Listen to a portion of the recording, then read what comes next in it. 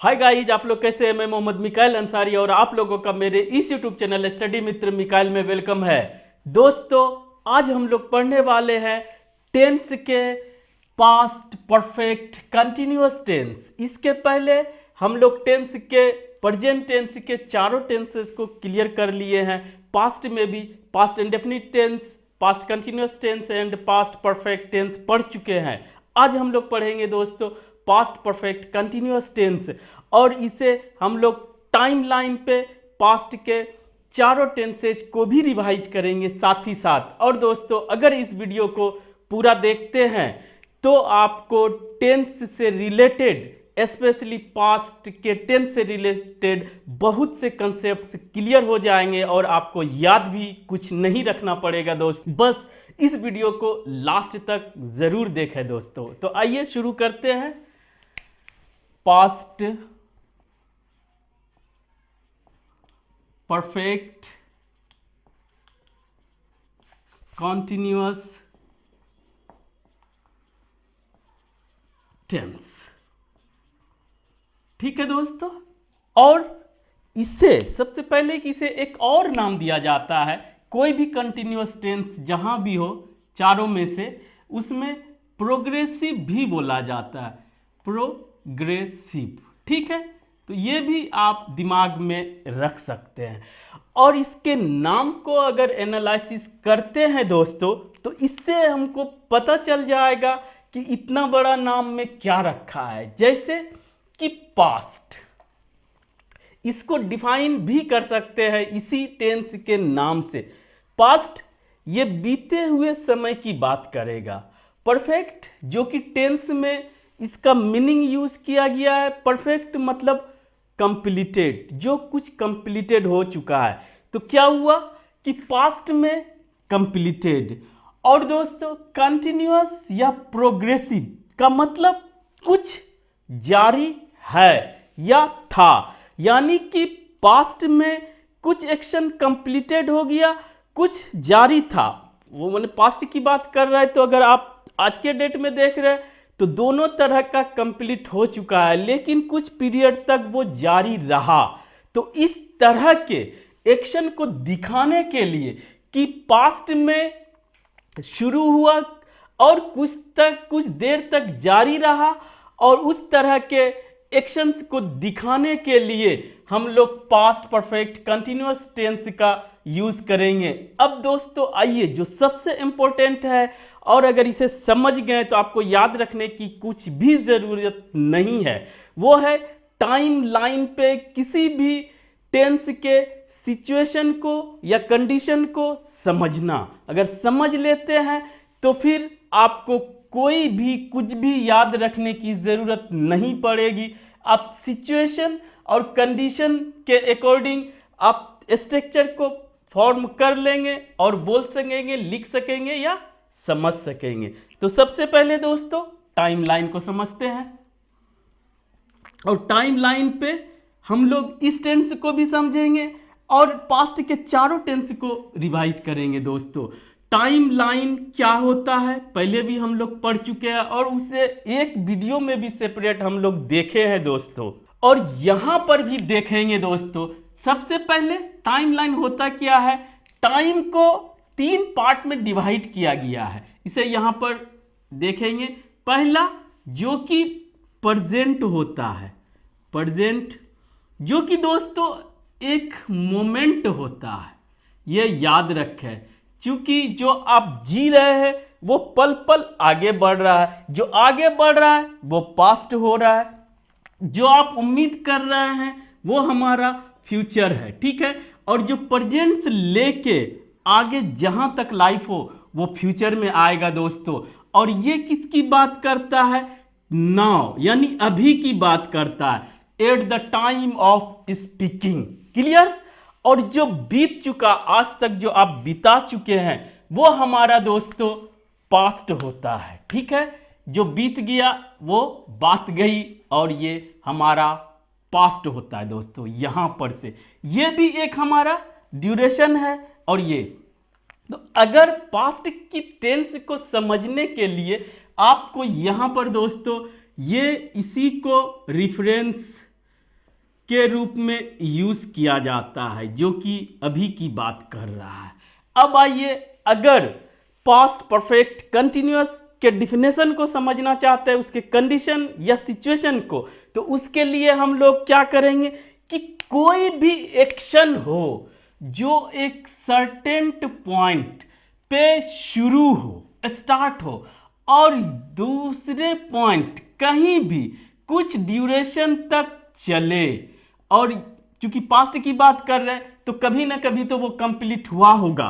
तो दोस्तों, इस ड्यूरेशन के एक्शन को दिखाने के लिए हम लोग पास्ट परफेक्ट कंटिन्यूअस टेंस के स्ट्रक्चर को यूज करते हैं। बस इतना ही है। तो दोनों पॉइंट क्या हुआ हमारा, ये जो एक ड्यूरेशन चला, ये हमारा दोस्तों एक ड्यूरेशन हुआ जहां पर ये यूज हुआ, और ये इसमें एक ही एक्शन की बात की जाती है कि एक सर्टेन पॉइंट से शुरू हुआ, एक पॉइंट ए पी से लिखते हैं दोस्तों, P1 से शुरू हुआ और P2 तक चला, और आज के डेट में हम इसकी बात कर रहे हैं। तो उस तरह के एक्शन को दिखाने के लिए हम लोग पास्ट परफेक्ट कंटिन्यूअस टेंस के स्ट्रक्चर का यूज करेंगे। कुछ ड्यूरेशन तक चला दोस्तों, ठीक है। अब आइए, अगर इसके डेफिनेशन को समझ गए हैं दोस्तों, तो अब आइए इसका स्ट्रक्चर क्या होगा, जो कि आप सिंपल तरीके से आप इसे एनालिसिस कर सकते हैं। तो यहां पर जैसे पास्ट है, पास्ट को दिखाने के लिए हमारे पास क्या है, V2 वर्ब का सेकंड फॉर्म, वाज वर्ब, या दोस्तों हैड। पास्ट परफेक्ट टेंस में हैड यूज किए, और पास्ट परफेक्ट कंटिन्यूअस टेंस में भी हैड यूज होगा। तो दोस्तों क्या होगा हमारा स्ट्रक्चर, स्ट्रक्चर की बात करें तो पास्ट के लिए हम लोग पहले जो एक्शन को परफॉर्म करेगा वो डूअर होगा, कहलाएगा, या सब्जेक्ट, ठीक है दोस्तों। और उसके बाद पास्ट को दिखाने के लिए हम लोगों के पास हैड है, और हैड के बारे में बता दे थोड़ा सा कि दोस्तों हैड जो है हैव का सेकंड और थर्ड फॉर्म है, और यहां पर थर्ड फॉर्म के रूप में इसका यूज किया जा रहा है, ठीक है। और दोस्तों यहां पर जो हैड है ये हेल्पिंग वर्ब का काम करेगा, और दूसरा जो इसमें टर्म है परफेक्ट, जो कि कंप्लीट होने का सेंस देता है। तो यहां पर दोस्तों बी आप जानते हैं बी होता है, और बी का थर्ड फॉर्म बीन होता है, जिसे यूज किया जाता है। इससे क्या होगा कि होने का सेंस देता है, कंप्लीट होने का। और आप जानते हैं कि हैड जो है अपने बाद वर्ब के रूप में थर्ड फॉर्म लेता है, तो इस कंसेप्ट का भी वायलेशन ना हो। और यहां तक हमको कंप्लीट लग रहा है कि कोई एक्शन कंप्लीट होने की बात कर रहा है जो पास्ट में हो चुका है, ठीक है दोस्तों।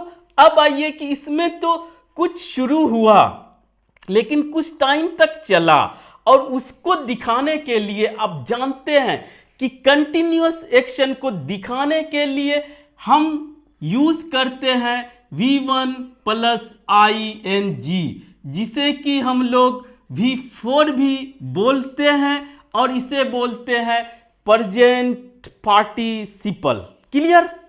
अब आइए, इसके बाद हमारा ऑब्जेक्ट रह भी सकता है, नहीं भी रह सकता है, और अदर वर्ड्स रह भी सकता है, नहीं भी रह सकता। लेकिन अभी भी ये स्ट्रक्चर अधूरा है दोस्तों। क्यों? कि इसमें ड्यूरेशन की बात की जा रही है, यहां पर कोई भी ड्यूरेशन को नहीं बताता है, बस इतना लग रहा है कि कुछ कंप्लीट हुआ, कुछ जारी है। लेकिन उसके बाद दोस्तों अगर हमारा 4 या दोस्तों सिंस के साथ टाइम एक्सप्रेशन आ जाता है, तो यही हमारा डिसाइड करता है कि ये जो है पास्ट परफेक्ट कंटिन्यूअस टेंस की बात कर रहा है, कि पास्ट में कोई काम शुरू हुआ और खत्म भी हुआ, लेकिन कुछ देर तक चला उसकी बात की जा रही है। ठीक है, अब किसके साथ फोर आएगा, किसके साथ सिंस आएगा, वो हम लोग देख लेंगे दोस्तों।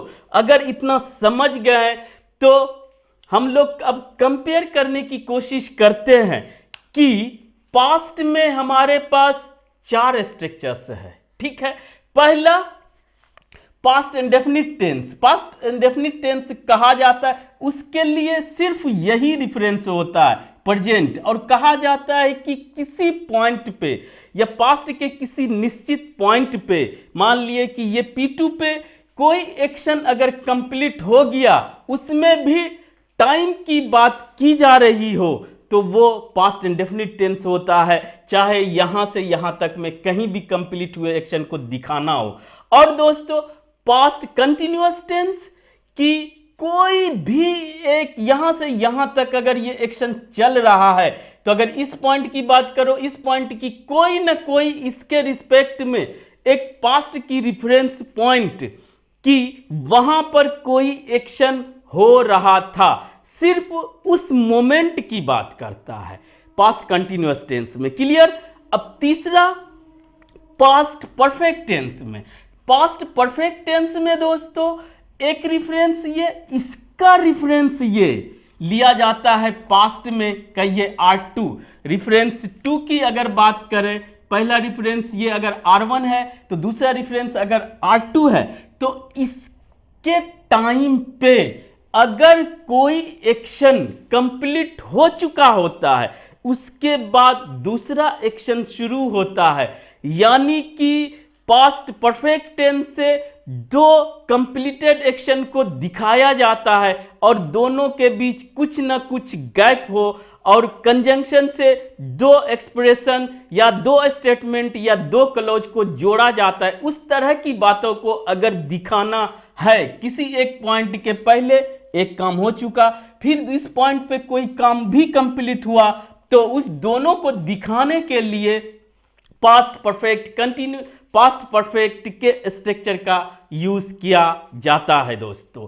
अब आइए जो हमारा है स्ट्रक्चर या टेंस, इसमें हमारा कुछ एक सर्टेन पॉइंट से शुरू हुआ और दूसरे पॉइंट पे खत्म हुआ, उसको दिखाने के लिए हम लोग, उस ड्यूरेशन को भी बताने के लिए हम लोग फॉर और सिंस का यूज करके टाइम एक्सप्रेशन देते हैं, और उसके बाद हमारा ये टेंस का स्ट्रक्चर कंप्लीट होता है, चाहे जो भी एक्शन हुआ हो इस ड्यूरेशन में। अगर दोस्तों अभी तक आप इस सिचुएशन को और कंडीशन को समझ गए होंगे और इस स्ट्रक्चर को समझ गए होंगे, तो ये हमारा पॉजिटिव स्ट्रक्चर है। और निगेटिव स्ट्रक्चर अगर हमको बनाना है दोस्तों, तो आप जानते हैं कि जिसको भी हेल्पिंग वर्ब रहता है, चाहे यहां पर हैड हेल्पिंग वर्ब है, तो दोस्तों वहां पर हेल्पिंग वर्ब प्लस नोट लगा दिया जाता है, वो हमारा निगेटिव स्ट्रक्चर हो जाता है। और दोस्तों हेल्पिंग वर्ब और नोट के साथ जो हमारा कॉन्ट्रैक्शन यूज होता है, उसे भी आप यूज कर सकते हैं, और यह स्पोकन में ज़्यादा चलता है। इसको हम लोग लिख सकते हैं हैड, और नोट को दोस्तों इस तरह से लिखें N'T, और इसको पढ़ेंगे हैडंट। ठीक है, क्लियर। आप दोनों में से किसी को भी यूज कर सकते हैं। फर्क इतना है कि यहां पर ये 2 वर्ड्स है और यहां पर ये दोनों मिलके एक वर्ड हो जाता है। इंट्रोगेटिव बनाने के लिए दोस्तों आप जानते हैं कि सब्जेक्ट के पहले हेल्पिंग वर्ब को निकाल दिया जाता है, और उसके बाद हमारा सब्जेक्ट, उसके बाद जो भी रहा लास्ट में मार्क ऑफ इंट्रोगेशन दिया जाता है। और आप इस तरह से पहले भी बहुत कर चुके हैं दोस्तों। Positive structure, negative structure, interrogative structure, ये हमारे पास 6 स्ट्रक्चर्स होते हैं, जो आप पहले के वीडियो में हम बहुत एक्सप्लेन किए दोस्तों। इसे आप सीख सकते हैं। अगर आप इसका डेफिनेशन भी जानना चाहते हैं तो वो भी देख ले दोस्तों कि इसका डेफिनेशन क्या होता है। कि कोई भी एक्शन हो जो कि an action that started from a fixed point of time in the past and finished at another point in the past। ये दोस्तों कहने का मतलब है कि कोई एक्शन पास्ट में शुरू हुआ कोई फिक्स्ड पॉइंट पे और उस पास्ट में ही किसी दूसरे पॉइंट पे ये जाके कंप्लीट हुआ, फिनिश हुआ। इस तरह के एक्शन को दिखाने के लिए हम लोग पास्ट परफेक्ट कंटिन्यूअस टेंस का यूज करते हैं दोस्तों। अगर इसको और किताबी रूप से अगर देना चाहते हैं तो ये बोले दोस्तों, एन एक्शन दैट